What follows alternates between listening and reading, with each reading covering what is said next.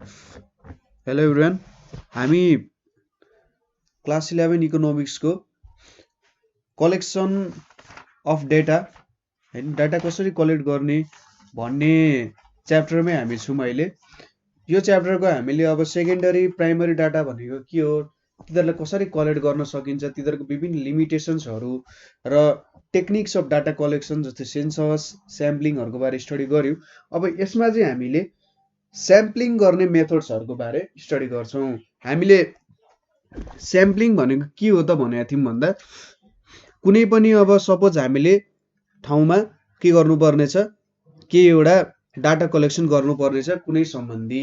अब त्यसको लागि के गर्छौँ त भन्दा त्यो पपुलेसनबाट सर्टेन एउटा पपुलेसन छान्छौँ जसलाई चाहिँ हामी स्याम्पल भन्छौँ। अब त्यो स्याम्पल युज गरेर चाहिँ हामीले सम रिलेसन्सहरू डेभलप गर्छौँ र त्यो रिलेसन्स अनुसार चाहिँ हामी होल पपुलेसनको लागि त्यो हाम्रो जुन रिलेसन अथवा एस्टिमेट बनाएको छ त्यो होल पपुलेसनमा चाहिँ त्यो हुन्छ भनेर लाग्छौँ होइन त। सपोज हामीले के गर्यौँ अरे त भन्दाखेरि लक्स साबुन कसले युज गर्छ भन्ने हामीले स्याम्पलिङ गऱ्यौँ अरे होइन, हेरौँ अरे। त्यसको लागि हामीले सर्टेन एउटा ठाउँको पपुलेसन लिउँ अरे होइन, कसले मन पराउँछ भनेर हेर्दाखेरि सर्टेन एउटा ठाउँको पपुलेसन हेऱ्यौँ र त्यो अनुसार हामीले रिजल्ट बनायौँ होइन। त्यसपछि हामीले त्यही रिजल्टलाई चाहिँ के गर्यौँ त युज गऱ्यौँ भने त्यो चाहिँ के भयो, स्याम्पलिङ भयो। ठिक छ, जस्तै 50,000 जनाको हामीले डेभलप गऱ्यौँ, त्यसमा हामीले 500 जनाको स्याम्पल लिएर हामीले के गर्यौँ त आफ्नो रिजल्टहरू डेभलप गऱ्यौँ भने यो भयो के भयो, स्याम्पलिङ भयो। अब स्याम्पलिङ गर्ने दुईवटा तरिका छ, एउटा छ प्रोबेबिलिटी स्याम्पलिङ, अर्को छ नन प्रोबेबिलिटी स्याम्पलिङ। अब सुरुमा हामीले प्रोबेबिलिटी स्याम्पलिङ भनेको के हो र यसमा कस्तो मेथड युज हुन्छ हो त्यो कुराहरू बारे स्टडी गऱ्यौँ। प्रोबेबिलिटी स्याम्पलिङ भनेको के हो त, samples are drawn on the basis of law of probability. भनेपछि हाम्रो प्रोबेबिलिटीमा विभिन्न नियमहरू छन् होइन, हो त्यो नियमहरू युज गरेर चाहिँ हामी के गर्छौँ त स्याम्पल्सहरू डेभलप गर्छौँ। सपोज फर एक्जाम्पल के सोच्नु भने हामीले त्यो डाइस खेल्दाखेरि के गर्थ्यौँ त, डाइसको हरेक डाइसमा 6वटा साइड हुन्छ, 6वटा नम्बर हुन्छ, हरेक नम्बर आउने प्रोबेबिलिटी 1/6 भनेर भन्थ्यौँ नि। हो यहाँ पनि के गर्छौँ त, सपोज 1000 वटा पपुलेसनमा हामी सेन्सस गरिरहेछौँ, हामीले 5वटा नम्बर भएको स्याम्पल चाहिएको छ भने हरेक आउने कति प्रोबेबिलिटी छ त 1/1000 छ। हो त्यसरी नै हामीले स्याम्पलहरू चुज गर्छौँ र हरेक इलिमेन्ट आउने प्रोबेबिलिटीको चान्स सर्टेन हुन्छ। ठिक छ, केही सर्टेन चान्स हुन्छ, सबै आउने प्रोबेबिलिटी एउटा एउटा चान्समा डिपेन्डेन्ट गर्छ।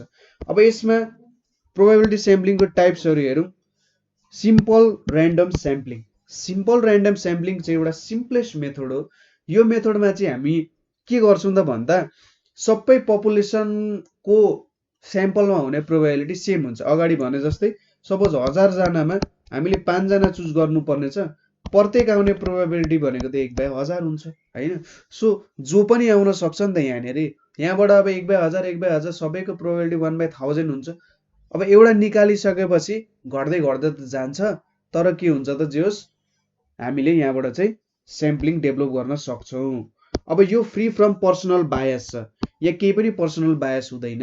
यहाँबाट हामीले सपोज एउटा गोला प्रथामा हाल्छौँ नि, हात हालेर निकाल्छौँ नि नम्बर, हो त्यस्तै हुन्छ यहाँनिर। अब दुईवटा मेथड युज गर्छ यहाँ, एउटा लटरी मेथड छ, अर्को ऱ्यान्डम नम्बर टेबल भनेको छ। लटरी मेथड भनेको सपोज एउटा लटरी जस्तो हुन्छ, त्यहाँनिर तपाईँले नम्बरहरू राख्नुहुन्छ, यसरी घुल्नुहुन्छ र तपाईँले छान्नुहुन्छ क्या, हातबाट छान्नुहुन्छ, ए पो निस्केछ भन्नुहुन्छ, एफ पो निक्लेछ भन्ने हुन्छ, हो त्यसलाई लटरी मेथड भन्नु। ऱ्यान्डम नम्बर भनेको तपाईँले कुनै एउटा ऱ्यान्डम नम्बर चुज गर्नु, सपोज 1 देखि 1000 सम्मको मेरो पपुलेसन छ, तपाईँले के गर्नुहुन्छ त कुनै ऱ्यान्डम नम्बर सुरुमा 5 चुज गर्नु पऱ्यो, अर्कोचोटि 17 चुज गर्नु पऱ्यो, अर्कोचोटि 55 चुज गर्नु पऱ्यो, अर्कोचोटि 32 चुज गर्नु पऱ्यो, अर्कोचोटि 1। यहाँ हेर्दाखेरि त सबै ऱ्यान्डम नम्बरहरू छन्। सो यसरी चाहिँ सिम्पल ऱ्यान्डम स्याम्पलिङ गर्न सकिन्छ। अब अर्को छ स्ट्रेटिफाइड ऱ्यान्डम स्याम्पलिङ भनेर छ। यो चाहिँ कस्तोलाई गर्छ त, हेट्रोजेनियस पपुलेसन। सपोज यसको एक्जाम्पल के हुन सक्छ भन्दाखेरि हामीले नेसनल चाइल्ड मोर्टालिटी हेर्नुपर्ने छ। कस्तोको लागि हेरिरहेछौँ भन्दाखेरि एउटा अर्बन र अर्को रुरल भनेर दुईटा डिभाइड गर्छौँ। यसरी डिभाइड गर्दा प्रत्येकलाई के भन्छ त स्ट्राटम भनेर भन्छ। ठिक छ, यो एउटा स्ट्राटम, रुरल भनेको एउटा स्ट्राटम भयो, अर्बन भनेको अर्को स्ट्राटम भयो। सिंगललाई भन्ने हो भने चाहिँ के भन्छ त स्ट्राटा भनेर भन्छ।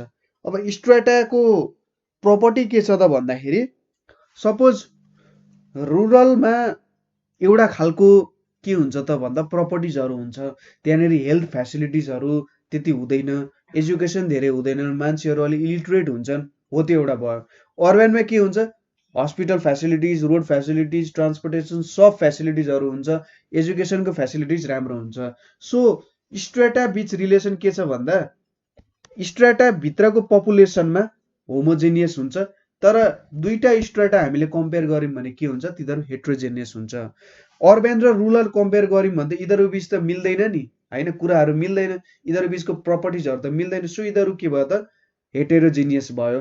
तर रुरल भित्रकै पपुलेसनलाई हामीले चेक गर्ने हो भने के हुन्छ त यिनीहरू बीच होमोजेनिटी आउँछ। सो दुईटा स्ट्राटा बीच के हुन्छ त, दुईटा स्ट्राटम बीच हेट्रोजेनिटी हुन्छ, तर एउटै स्ट्राटा भित्र चाहिँ के हुन्छ त होमोजेनिटी हुन्छ। ठिक छ, यसरी चाहिँ यसलाई बुझ्न सकिन्छ। नेसनल चाइल्ड मोर्टालिटी हेऱ्यौँ, अर्बन र रुरल हुन्छ। अर्बनको आफ्नो एउटा छुट्टै प्रपर्टी हुन्छ जुन चाहिँ अर्बनकै पिपलहरूलाई मात्रै लागु हुन्छ, रुरलको आफ्नै छुट्टै प्रपर्टी हुन्छ जुन चाहिँ रुरलमा मात्रै लागु हुन्छ। र अर्बन रुरल भनेको स्ट्राटमहरू भयो। स्ट्राटम बीच चाहिँ सिमिल्यारिटी हुँदैन, तिनीहरू बीच हेट्रोजिनिटी हुन्छ, सिमिल्यारिटी हुँदैन। तर रुरल भित्रै हामीले हेर्ने हो भने चाहिँ त्यहाँनिर के हुन्छ त होमोजेनिटी हुन्छ। सो यस्तो मेथडमा चाहिँ यदि हाम्रो यसरी चाहिँ स्ट्राटाहरू आयो भने हामीले के युज गर्छौँ त भन्दा स्ट्राटिफाइड र्यान्डम स्याम्पलिङ युज गर्छौँ। अर्को भनेको के हो त क्लस्टर स्याम्पलिङ भनेर छ। क्लस्टर स्याम्पलिङ पनि एउटा मेथड अफ प्रोबेबिलिटी स्याम्पलिङ हो। क्लस्टर स्याम्पलिङमा चाहिँ के हुन्छ त भन्दा हरेक पपुलेसनलाई चाहिँ के गरिन्छ त क्लस्टर्सको रूपमा डिभाइड गरिन्छ। यसको एउटा एक्जाम्पल लिउँ। सपोज हामीले एकाडेमिक पर्फर्मेन्स अफ +2 कलेजेस हेऱ्यौँ अरे अफ अर्बन एरियाज, हैन, academic performance of +2 colleges of urban areas हामीले कम्पेयर गरिरहेछौँ भने के हुन्छ त इन्भेस्टिगेटरले के गर्न सक्छ त उसले चाहिँ होल नेसनलाई अर्बन एरियाजहरूमा डिभाइड गर्न सक्छ। जस्तै कस्तो हुन सक्छ भने यसमा यहाँ चाहिँ हामीले अगाडि जुन स्ट्राटिफाइड र्यान्डम स्याम्पलिङ पढाएको थियौँ नि, ठ्याक्कै यसमा चाहिँ क्लस्टरमा उल्टो हुन्छ। यसमा चाहिँ के हुन्छ त भन्दाखेरि क्लस्टर, एउटा क्लस्टर दोस्रो क्लस्टर, सपोज क्लस्टर 1 क्लस्टर 2 बीच के हुन्छ त होमोजेनिटी हुन्छ, यिनीहरू होमोजेनियस हुन्छ। क्लस्टर 1 क्लस्टर 2 होमोजेनियस हुन्छ, तर क्लस्टर भित्रै के हुन्छ त हेट्रोजेनिटी हुन सक्छ। जस्तै हामीले academic performance of +2 colleges of urban areas हेर्न खोजिरहेछौँ। हामीले अर्बन एरियाजलाई डिभाइड गर्यौँ। अब के हुन्छ त भन्दाखेरि सपोज मैले काठमाडौँ, भक्तपुर र ललितपुरको चेक गरिरहेको छु। काठमाडौँ, भक्तपुर, ललितपुरमा पढाइ हुने विषयहरू एउटै छ, लगभग टिचरको क्वालिटीहरू पनि एउटै छ, ल्याबको कन्डिसन पनि उस्तै छ। भनेपछि के भयो त क्लस्टर 1 र क्लस्टर 2 बीच चाहिँ के भयो त होमोजेनिटी भयो, यिनीहरू बीच के छ त होमोजेनिटी छ भनेर भन्न सकिन्छ। तर अब एउटा क्लस्टर भित्र नै के भयो त हेटेरोजेनिटी आइदिने भयो। तर यहाँनिर अब हेटेरोजेनिटी चाहिँ कसरी आउने हो भने हामीले एउटै एरियामा सपोज काठमाडौँमै के हुन्छ त डिफ्रेन्ट कलेजेसहरूको हेरिरहेछौँ नि त, त्यो भएर के हुन्छ त यहाँ हेट्रोजेनिटी आउने गर्छ। सो क्लस्टर स्याम्पलिङमा के हुन्छ त भन्दा दुईटा क्लस्टर बीच होमोजेनिटी हुन्छ, तर क्लस्टर भित्र हेर्ने हो भने के हुन्छ त हेट्रोजेनिटी हुन्छ। यदि यस्तो कुराहरू हामीले चाहिँ स्टडी गर्नुपर्ने छ भने हामीले के युज गर्छौँ त क्लस्टर स्याम्पलिङको चाहिँ युज गर्न सक्छौँ। क्लस्टर स्याम्पलिङ भनेको यदि धेरै लार्ज पपुलेसनमा हामीले स्टडी गर्नुपर्ने छ भने चाहिँ के गर्छौँ हामीले क्लस्टर स्याम्पलिङको युज गर्ने गर्छौँ। ठिक छ। अब अर्को भनेको के छ भने हाम्रो सो अर्को भनेको हाम्रो के छ, सिस्टमेटिक स्याम्पलिङ भनेर छ। सिस्टमेटिक स्याम्पल्समा के गर्छौँ त हामी स्याम्पलिङमा, samples are drawn on the basis of sample interval. सुरुमा हामीले एउटा स्याम्पल इन्टरभल क्रिएट गर्छौँ। स्याम्पल इन्टरभल क्रिएट गर्नुभन्दा अगाडि सुरुमा हामीले स्याम्पललाई एउटा अर्डरमा राख्छौँ।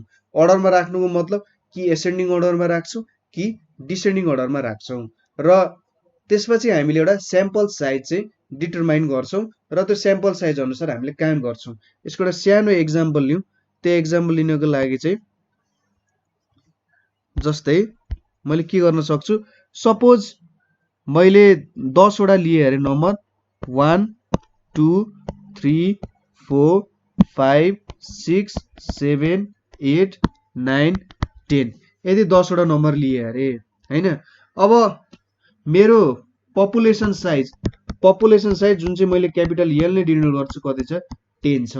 अब मलाई मेरो स्याम्पल साइज जुन छ, जुन चाहिँ सानो एलले डिनोट गर्छ, 3 को स्याम्पल साइज चाहिएको छ अरे भनेपछि मेरो स्याम्पल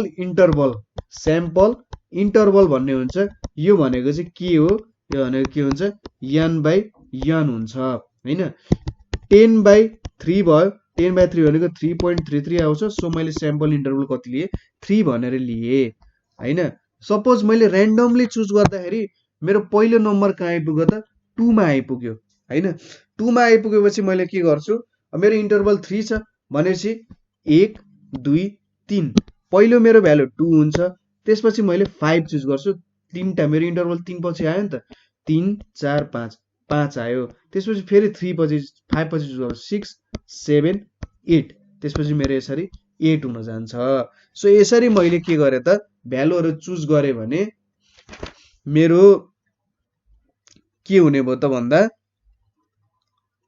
स्याम्पल्सहरु चाहिँ 258 चाहिँ मेरो स्याम्पल्सहरु हुने भयो। अब ठुलो नम्बरहरुमा पनि के हुन्छ त, यसरी नै भ्यालुहरु चुज हुन्छन्।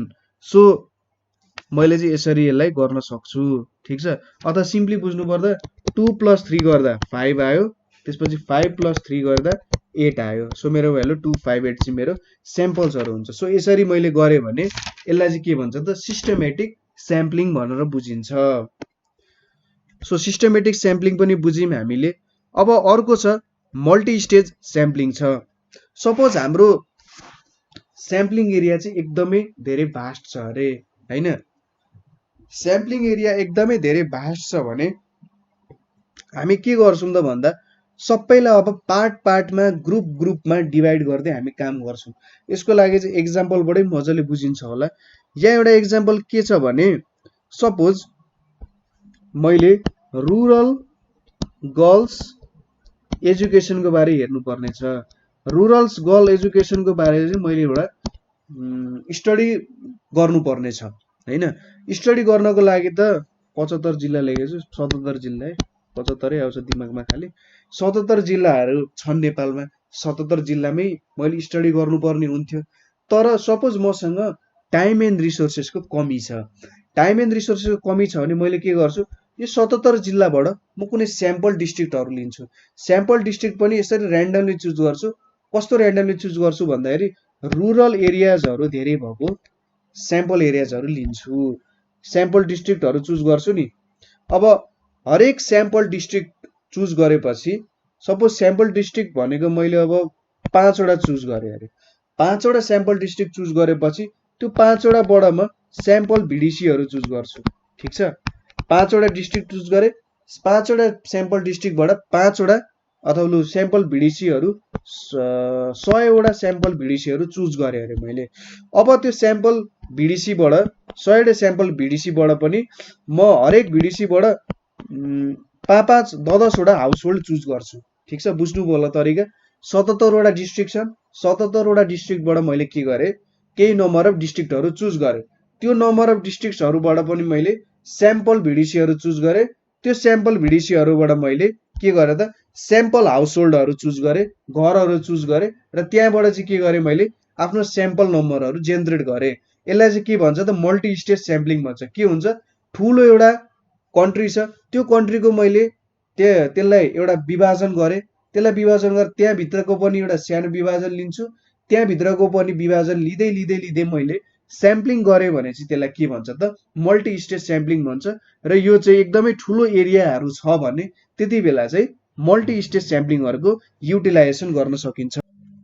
अब अर्को हामीले पढ्नुपर्ने भनेको के छ त नन प्रोबेबिलिटी स्याम्पलिङ भनेर छ। नन प्रोबेबिलिटी स्याम्पलिङ भनेको चाहिँ के हो त भन्दा अघि हामीले ऱ्यान्डमली चुज गरिरहेका थियौँ हैन, कुनै अब गोला प्रथा अथवा ऱ्यान्डम नम्बर स्याम्पलिङ मेथडबाट चुज गरिरहेका थियौँ। अब नन प्रोबेबिलिटी भनेपछि according to the convenience of the investigator. Investigator भनेको चान्चुने मान्छे हुँदैन, ऊ अब जो धेरै वर्षको फिल्ड एक्सपिरियन्स भएको मान्छे हुन्छ, सायद उसले पनि धेरै वर्ष इन्युमेरेटरको रूपमा काम गरेको मान्छे हुन्छ, उसले चाहिँ आफ्नो कन्भिनियन्स अनुसार स्याम्पलिङ कसरी गर्ने भनेर उसले चुज गर्छ भने यसलाई चाहिँ के भन्छ त नन प्रोबेबिलिटी स्याम्पलिङ भन्छ। ठिक छ। अब नन प्रोबेबिलिटी स्याम्पलिङमा के पर्न सक्छ त भन्दा सपोज त्यसको टाइप्सहरू भनेको जजमेन्ट अर पर्पसिभ स्याम्पलिङ। अब जजमेन्ट अर पर्पसिभ स्याम्पलिङमा के हुन्छ त भन्दा यो चाहिँ based on the judgement of investigator. इन्भेस्टिगेटरले एउटा जजमेन्ट गर्छ सर्टेन कुरा सम्बन्धी। उसले के सोच्छ त भन्दा ठिक छ मैले यति स्याम्पल लिए भने चाहिँ मेरो पपुलेसनलाई रिप्रेजेन्ट गर्न सक्छ हैन। स्याम्पल लिनु भनेको त मेरो होल पपुलेसनलाई रिप्रेजेन्ट गर्न सक्नु हो नि। उसले के सोच्छ मैले यो पपुलेसनको स्याम्पल लिए भने चाहिँ मेरो पपुलेसनलाई रिप्रेजेन्ट गर्न सक्छ। सो यो कुरा भनेको objectives and scopes of investigator pin points भनेको के हो त भन्दा उसको अब्जेक्टिभ के हो, उसले के भेटाउन खोजिरहेछ, इन्भेस्टिगेटरले के भेटाउन खोजिरहेछ, कत्रो स्कोपमा भेटाउन खोजिरहेछ भन्ने कुरामा डिपेन्ड गर्छ। सो उसको अब्जेक्टिभ अनुसार उसले एउटा स्याम्पल युनिट्सहरू प्रोभाइड गर्छ र त्यो स्याम्पल युनिट्स अनुसार उसले मेजरमेन्ट गर्छ।